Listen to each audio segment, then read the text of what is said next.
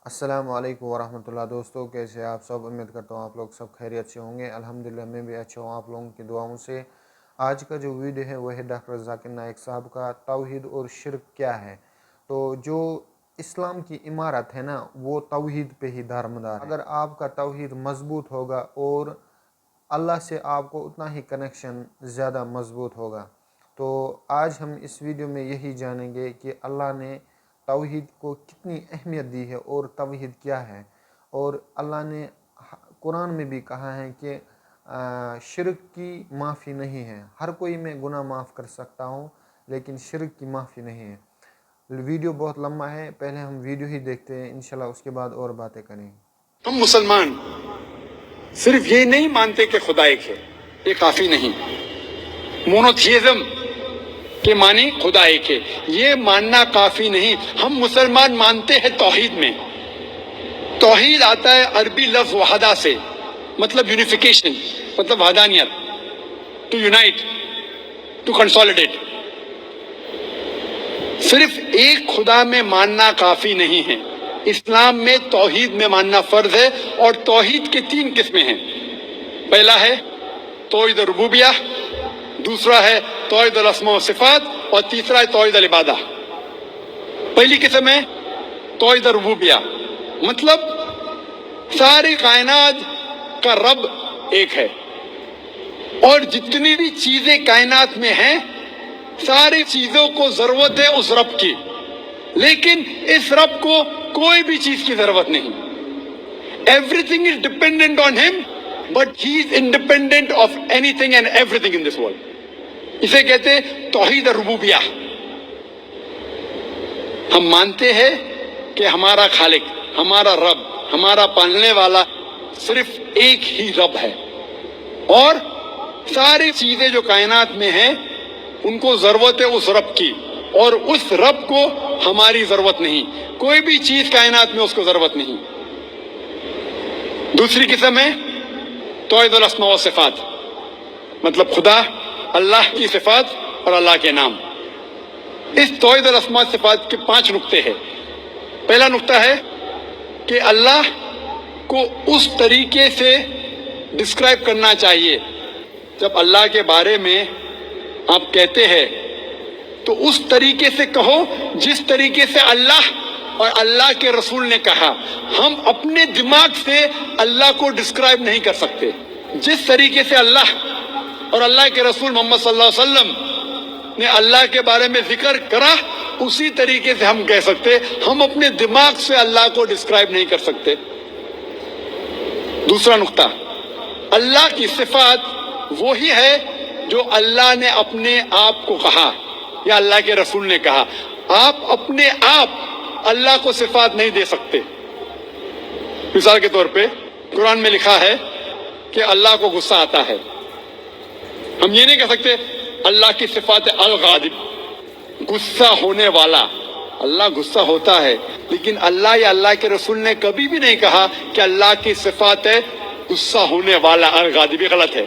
सिर्फ वो सिफात देना चाहिए जो अल्लाह और अल्लाह के रसूल ने दी। अल्लाह और अल्लाह के रसूल ने जो नाम अल्लाह को दिया है, सिर्फ उससे हम पुकार सकते हैं। तीसरा नुक्ता, जो अल्लाह की मखलूकात की सिफात है वो हम अल्लाह को नहीं दे सकते। हम ये नहीं कह सकते कि अल्लाह सुब्हानहू व तआला झूठ बोलता है। झूठ बोलना इंसान की सिफत है। हम ये नहीं कह सकते कि अल्लाह सुब्हानहू व तआला भूल गया। भूलना अल्लाह की मखलूक, इंसान की सिफत है। चौथा नुक्ता, अल्लाह की सिफात आप उसके मखलूकात को नहीं देख सकते। जो अल्लाह की सिफात है, जो इंसान है या मखलूकात है, उसको आप नहीं देख सकते। आप नहीं कह सकते क्या मैं जानता हूं एक इंसान जो लाफानी है। लाफानी अल्लाह की सिफात में से है। इंसान लाफानी हो ही नहीं सकता। और 5वां नुक्ता है कि अल्लाह का नाम किसी इंसान को आप नहीं दे सकते। अगर देना चाहते हैं उसके आगे अब्द लगाना जरूरी है। मिसाल के तौर पे आप किसी इंसान को अल्लाह नहीं कह सकते। कहना है तो अब्दुल्लाह कह सकते, अल्लाह का अब्द, अल्लाह का बंदा। रहमान नहीं कह सकते, अब्दुल रहमान कह सकते, रहमान का बंदा। और آپ عبد کسی انسان کے آگے نہیں کر سکتے. آپ نہیں کہہ سکتے عبد الرسول، یہ غلط ہے. عبد بندہ صرف اللہ کا ہو سکتا ہے انسان. یہ 5 نقطے ہیں توحید الاسماء و صفات کے. توحید کی تیسری قسم ہے توحید العبادہ. مطلب ہمیں صرف عبادت اللہ کی کرنا چاہیے، اس کے علاوہ کسی اور کی عبادت نہیں کرنا چاہیے. آپ اللہ کو رب مانتے، اللہ کو اچھے نام سے پکارتے، اچھے صفات دیتے، لیکن اللہ کے ساتھ کسی اور کو شریک کرے، کسی اور کی عبادت کرے تو یہ توحید العبادہ کے خلاف ہے. عبادت صرف اللہ کی ہونا چاہیے. اللہ کے علاوہ کسی اور کی عبادت کرے تو یہ توحید کے خلاف ہے. اسی لیے قرآن مجید میں لکھا ہے سورہ یونس میں سورہ نمبر 10 آیت نمبر 31 میں کہا جاتا ہے مشرکوں کے بارے میں. جب آپ مشرکوں سے پوچھیں گے کہ اس کائنات میں ساری چیزیں کس نے بنائی، آسمان اور زمین کے بیچ میں، اس کائنات میں سننے کی قوت کس کی ہے، کون وہ شخص ہے جو سب سے پاورفل ہے، اس کائنات میں کون ہے جو مردوں میں جان ڈالتا ہے اور زندوں کو موت دیتا ہے، اس کائنات میں سب سے پاورفل کون ہے، یہ مشرک کہیں گے اللہ. پھر آپ اللہ کے ساتھ دوسروں کو شریک کیوں کرتے؟ یہ آیت میں سورہ یونس میں سورہ نمبر 10 آیت نمبر 31 میں مشرک مانتے تھے توحید ربوبیہ میں کہ اللہ رب ہے، مانتے تھے توحید الاسماء صفات، اچھے صفات، لیکن اللہ کو ماننے کے علاوہ دوسروں کی بھی عبادت کرتے تھے. انہیں کہا گیا ہے مشرک. یہ پیغام دہرایا گیا سورہ زخرف میں سورہ نمبر 43 آیت نمبر 87 میں. جب آپ ان سے پوچھیں گے ان مشرکوں سے کہ آپ کا خالق کون، وہ کہیں گے اللہ. تو آپ اللہ کے علاوہ دوسروں کی عبادت کیوں کرتے؟ یہ مشرک مانتے تھے کہ ہمارا خالق اللہ ہے، لیکن اللہ کے ساتھ دوسروں کی عبادت کرتے. اسی لیے اللہ تعالیٰ فرماتے ہیں سورہ یوسف میں سورہ نمبر 12 آیت نمبر 106 میں کہ اکثر لوگ اللہ کی عبادت نہیں کرتے دوسروں کو شریک کرنے کے بغیر. یعنی اکثر جو لوگ اللہ کی عبادت کرتے ہیں اللہ کے ساتھ دوسرے کی بھی عبادت کرتے ہیں. مطلب انسان اکثر جو اللہ کی عبادت کرتے ہیں، خدا کی عبادت کرتے، ایشور کی عبادت کرتے ہیں، اس خدا کے ساتھ دوسروں کو بھی شریک کرتے ہیں، دوسرے کی بھی عبادت کرتے ہیں. اور اگر اس توحید میں ان تینوں قسموں میں سے ایک بھی قسم کا آپ پالن نہیں کریں گے، ایک بھی قسم کو توڑتے ہیں، تو اسے عربی میں کہتے ہیں شرک. شرک مطلب پارٹنر، کسی کو شریک کرنا. اور شریعتاً شرک مطلب اللہ کے ساتھ کسی اور کی عبادت کرنا، اللہ کے ساتھ کسی اور کو شریک کرنا، اسے کہتے ہیں عربی میں شرک. اور قرآن مجید میں صاف طور پہ لکھا ہے سورہ نساء میں سورہ نمبر 4 آیت نمبر 48 میں اور سورہ نساء سورہ نمبر 4 آیت نمبر 116 میں کہ اللہ سبحانہ و تعالیٰ اگر چاہے تو آپ کے کوئی بھی گناہ کو معاف کر سکتا ہے، لیکن شرک کو کبھی بھی نہیں معاف کرے گا، کیونکہ جو انسان شرک کرتا ہے وہ بہت بڑا گناہ کرتا ہے اور بہت دور تک بھٹک چکا ہے.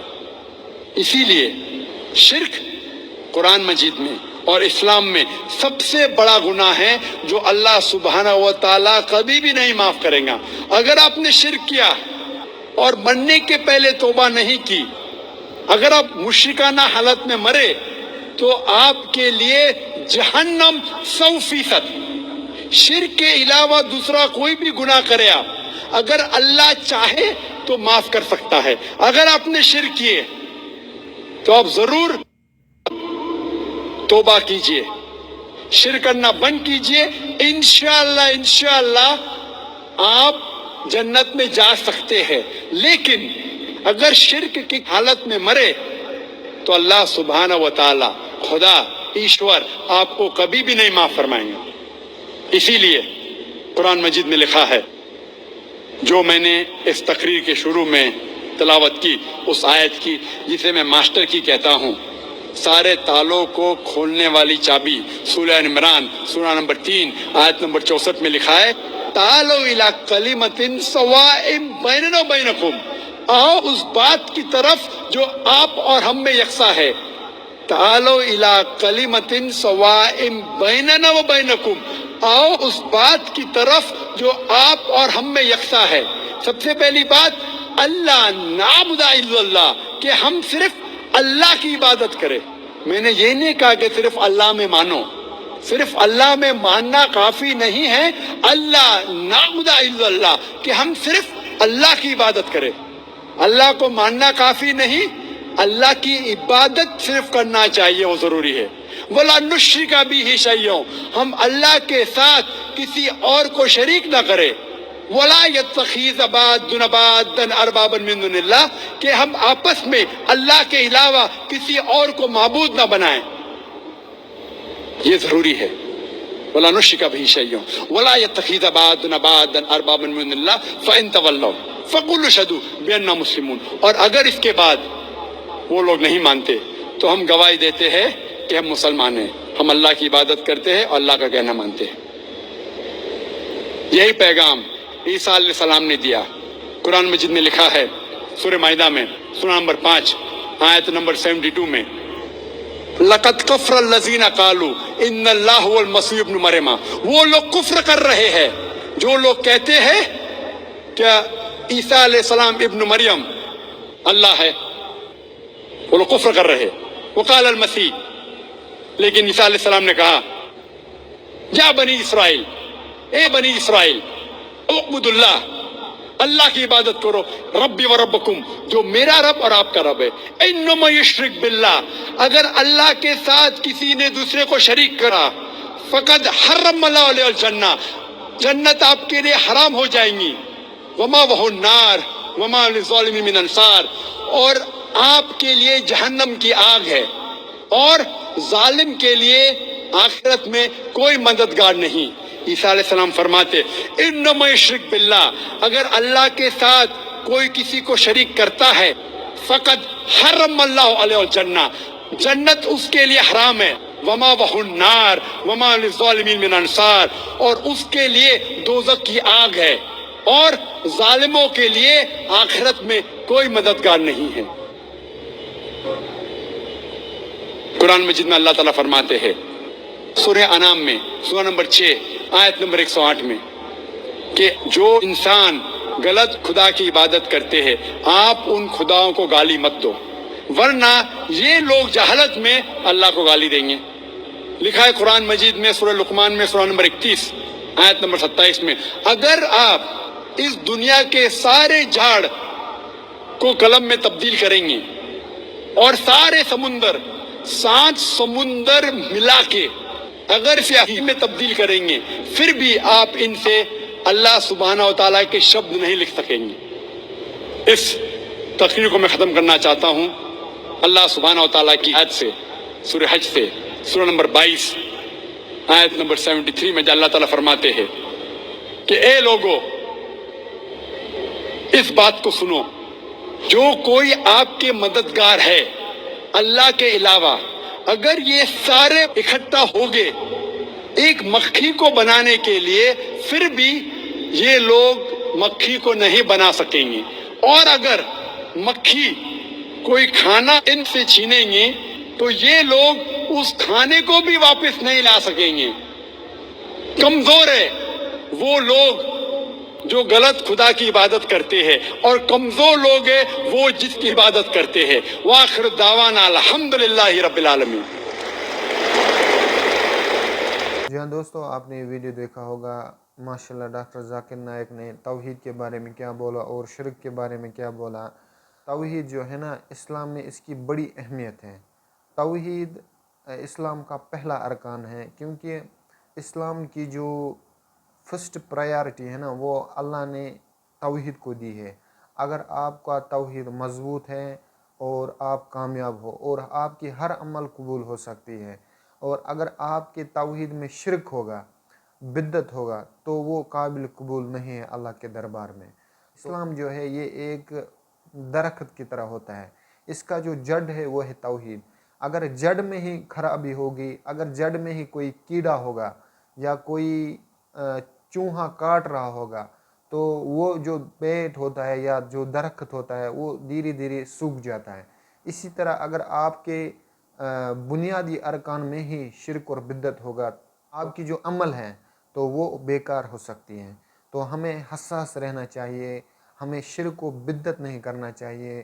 اللہ نے بہت سے ایسے جگہوں پہ قرآن میں لکھا ہے کہ توحید کو سمجھو، اور جتنے بھی پیغمبر آئے ہیں ان کی یہی دعوت تھی کہ اے وحدہ لا شریک کی عبادت کرو، قولوا لا الہ تفلحوا، یعنی کہ اللہ کی عبادت کرو اور آپ کامیاب ہو جاؤ گے۔ جتنے بھی پیغمبر آئے انہوں نے بس یہی ایک دعوت دی، توحید کی۔ اور ایسے مسلمان ہیں جو اس شرک و بدعت میں ملوث ہے، اللہ ان کو بھی ہدایت دے۔ باقی امید ہے کہ آپ کو یہ ویڈیو پسند آیا ہوگا۔ انشاءاللہ ملتے ہیں نیکسٹ ویڈیو میں، تب تک کے لیے السلام علیکم ورحمۃ اللہ۔